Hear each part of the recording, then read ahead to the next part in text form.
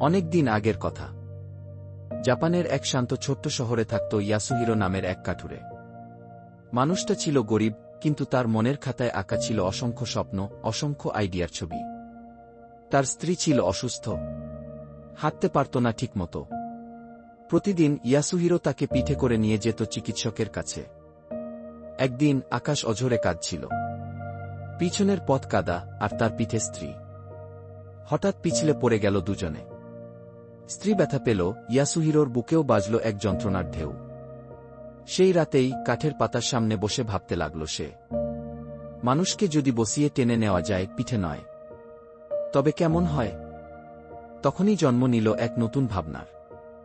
দুইটা বড় চাকা পেছনে, সামনে দাঁড়িয়ে কেউ টানবে, পেছনে বসবে যাত্রী। কাঠের তৈরি ছাউনি, রোদ বৃষ্টি যেটা ঠেকাতে পারে। প্রথমে মানুষ হাসাহাসি করল, বলল ঘোড়া ছাড়া গাড়ি। কিন্তু কিছুদিনের মধ্যেই আশপাশের শহরের লোকেরা ভাড়া নিতে লাগল এই বাহন। আরামদায়ক, সস্তা, সহযোগ্য। বিশেষ করে বৃদ্ধ, অসুস্থ আর গর্ভবতী নারীদের জন্য এক আশীর্বাদ। এই যন্ত্রটি ছড়িয়ে পড়ল চীন, ভারত আর অবশেষে বাংলাদেশে। আর তখনই এর নাম হল রিকশা। কে মানে কি মানুষের শক্তিতে চালিত গাড়ি।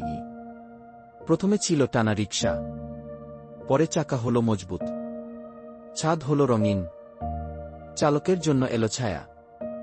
শহরের অলিগলিতে ছুটে বেড়াতে লাগল এই 3 চাকার গল্পের বাহক।